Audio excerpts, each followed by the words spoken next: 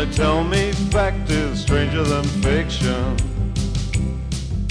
and legends grow from deeds gone by. When they tell their stories, he was more than just a unique character, he was a bloody good player as well. Played 14 tests between 77 and 82 before crossing to World Series cricket. And I must say, I love the fact you've come dressed in character as the nasty fasty from the 80s. It looks terrific. What we were getting back then was $200 for a test match. This is pre-World Series cricket.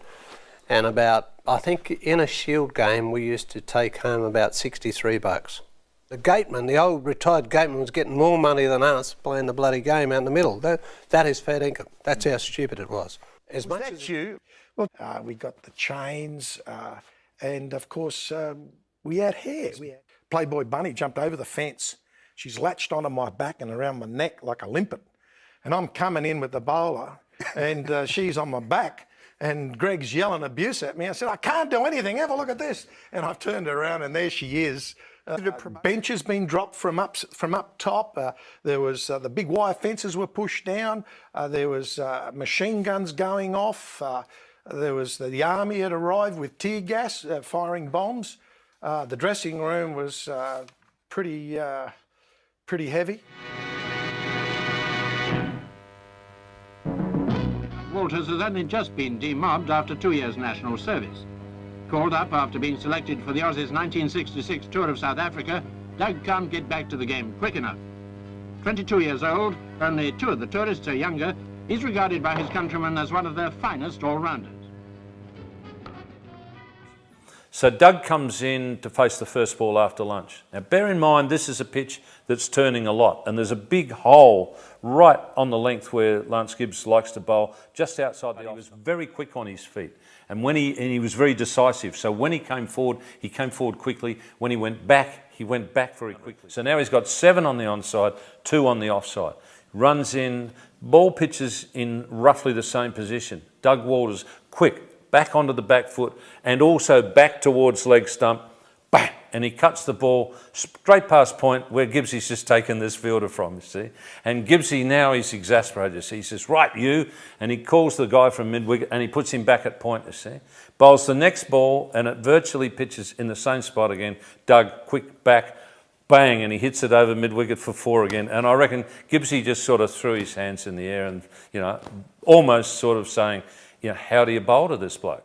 So Walters got 102 in the session. He went on to make 112, and I saw him bat against Prasanna. He got his first 200s in Test cricket were against Titmus and Allen from England, who were pretty decent off-spin bowlers. But he didn't just survive against them in conditions where it suited the off-spinner. He didn't just survive. There were times when he absolutely clattered them all around the park. Magnificent player. And, I mean, I've always described Doug as a freak. I mean, they broke the mould. All the Dungog out of you. True point, a beautiful shot. That's Couldn't care a dollar if you never made a cent. Yes, but you held the nation's spirit when it nearly up and True went. mid-wicket, that's 4. Changing of the guard True underneath mid-wicket, the leads the net, lights. pointless at mid-wicket. Wearing Short ball colour from Titmus, hammered through square leg. red ball Arnold is turned to after white. So take me back to Melbourne in the shadow of Don Bradman. To those battles with the Windies, let's take them on again. To the SCG in Sydney, where you were king and always will be. Doug, you'll always be a legend, like you were back then. What a fantastic finish. Well done. Seems still opening up, Freddie. Maybe you should shorten your run up a bit, Tangles. We miss you from the game. The only century I've ever scored was on a goal. Try this one, Tangles. No way. We miss that bit of Larrikin. We miss that real true blue. No one could Freddie, I fill think the I've got a leather shoes jacket here, mate. of a legend like you. Hey, Take me back to Melbourne in the shadow of Don Bradman. To those battles with the Windies. I figured out there's something wrong with my glasses. Ladies making runs, doggies chewing gum, and Gilmore's wielding willow like an axe. Come on, Aussie, come on, come on.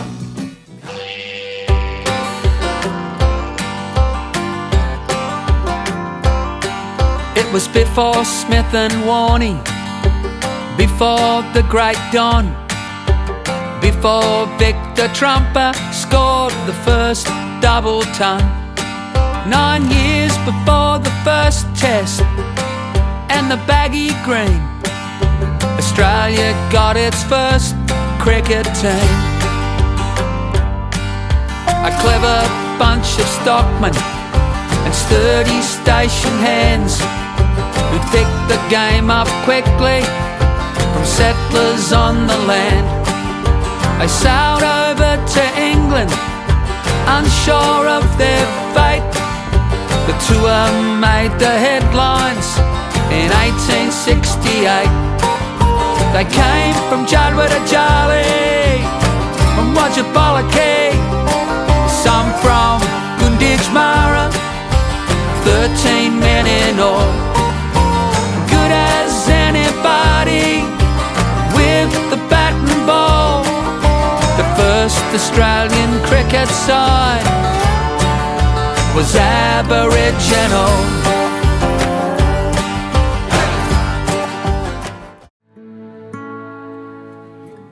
Aussie as a lazy Sunday Arvie,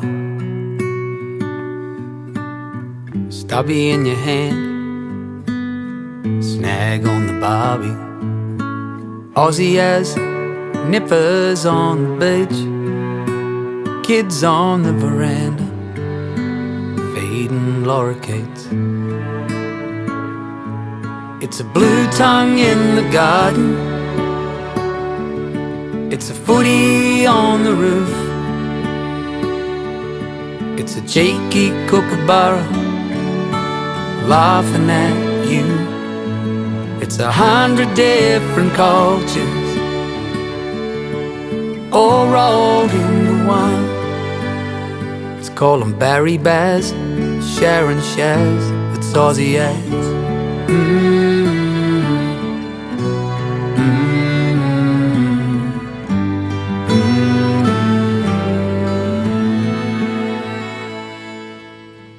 Aussie as a raffle in a pub,